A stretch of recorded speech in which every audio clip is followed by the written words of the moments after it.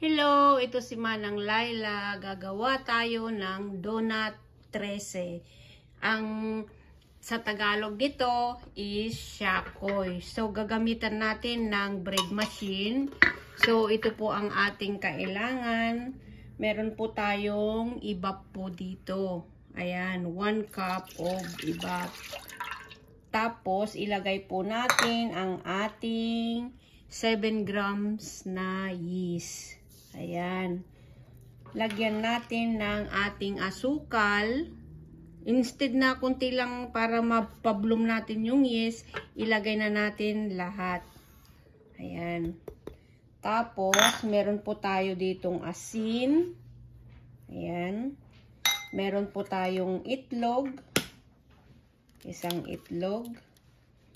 Tapos, isabay na natin ang ating flour. Yan.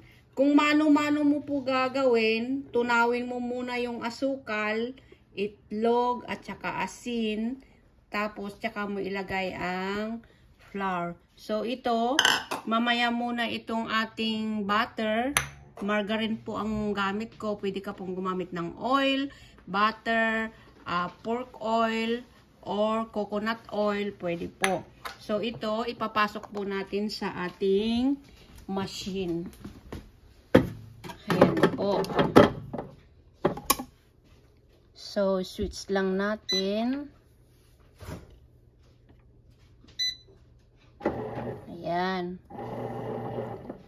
So, antayin po natin na maging balls po iyan. Pag nahalo, tsaka ilagay natin ang ating margarine. So, ayan, takpan muna natin.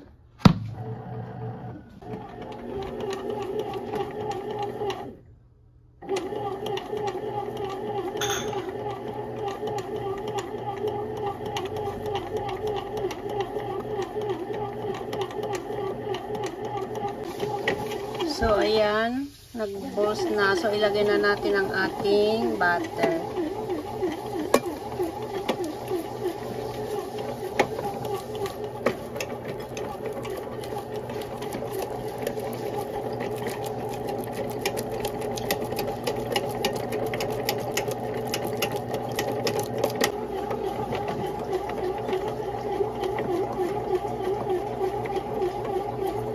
Pag huminto na po itong machine, hayaan mo lang natin ng ilang minuto po dito para mag-rise up.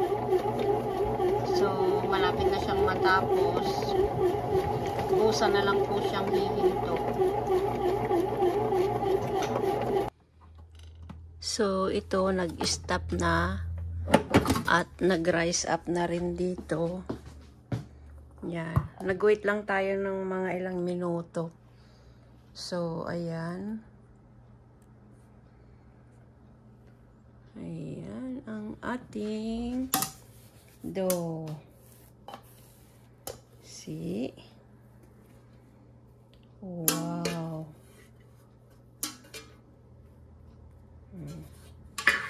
So, paplatan po natin ito at hiwa-hiwain ayon sa gusto nating size. Ganito natin para mawala yung kanyang bubbles. So, depende po sa inyo kung gaano po yung gagawin nyo. Kung malaki, konti lang. Pero pag maliit, siyempre madami.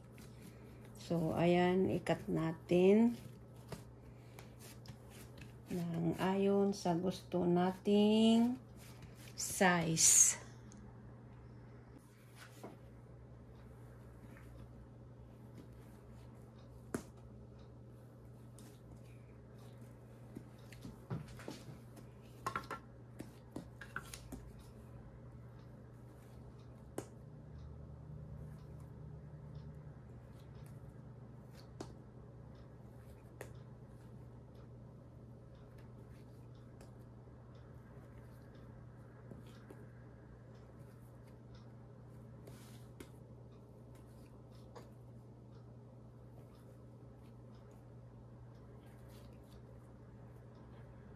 Pwede rin yung isukatin kung ilang grams. nasa 40 grams para madami. So, depende po sa inyo. So, bilugin po natin ito. Ayan.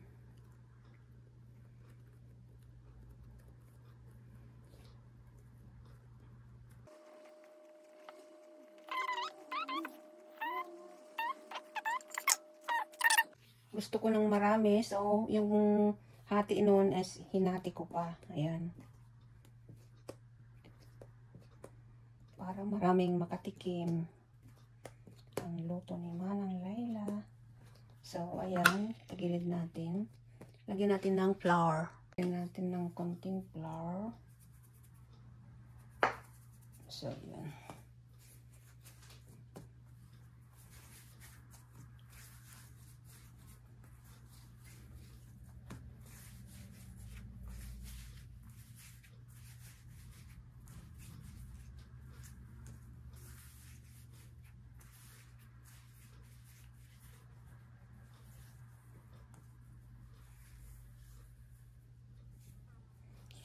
Mahirap magganyan, pilipitin. So, ganito na lang natin. Yan. Yan. Isa. Mahirap lang magsarado.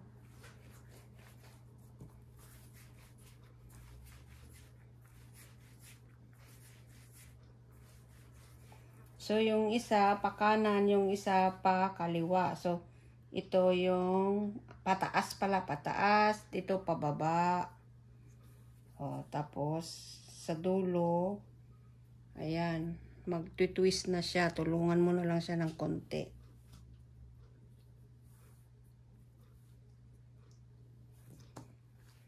So, ganito muna natin lahat.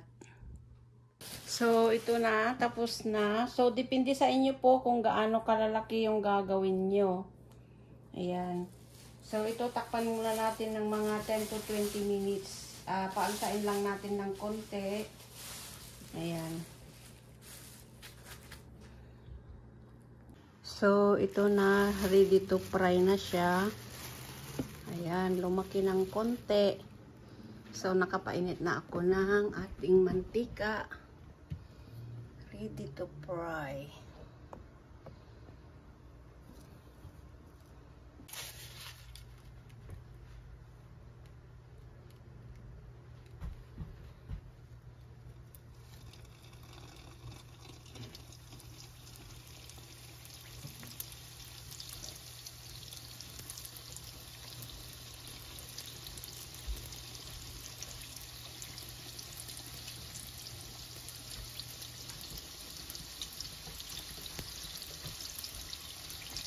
Ayan, lumaki na sila.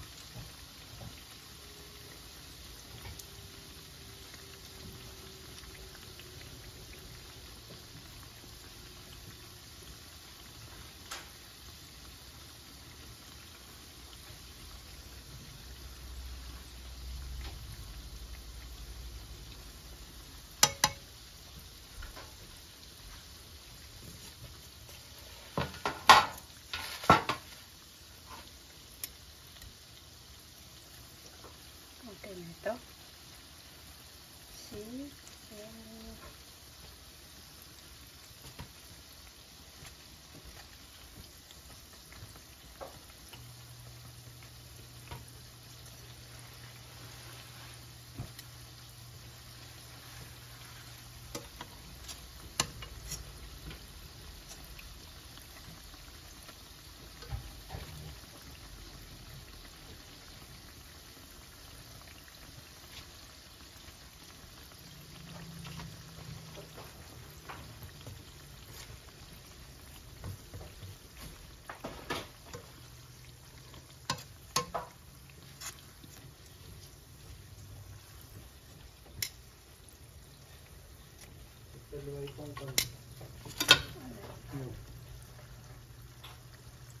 Yung isa baunin yung konti.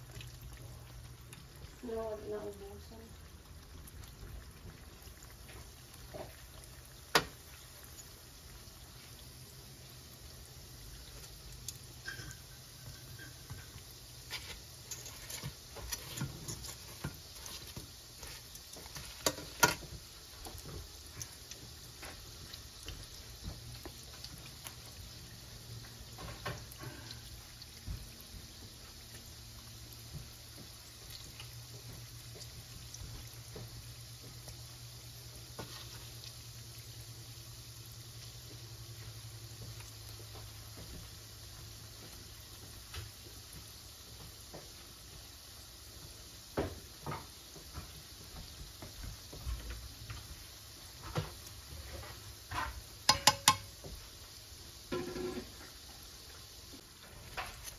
Maganda yung luto nitong pangalawa kasi na-control natin yung init ng ating kawali.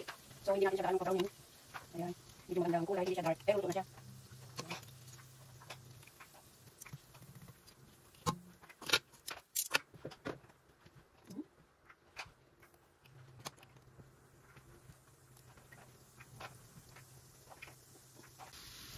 Ayan, ganito po ang mangyayari pag nag-apor ako yung magluto at nilagay nyo na lahat doon.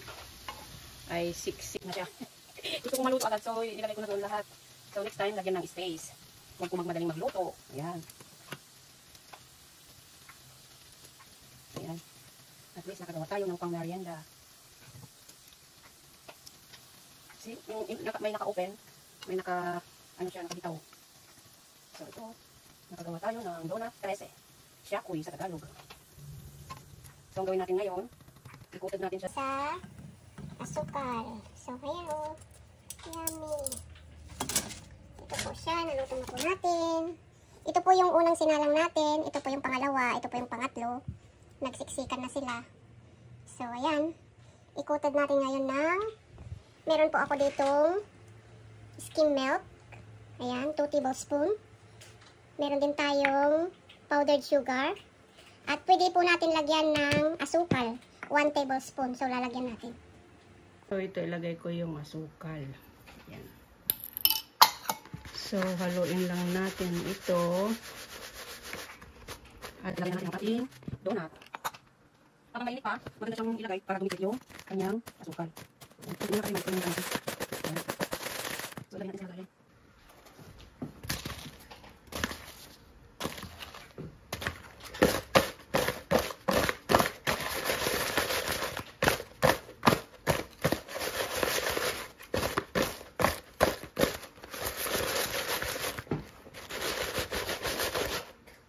So, ito na siya. Ayan. So, kayo nang bahala na kung gusto nyo naman na per gram para pare-parehas yung laki nila. So, ito, pwede na siyang pangbenta. Pwede ding yung recipe, pwede ring donut. So, ayan. Masarap. Thank you for watching.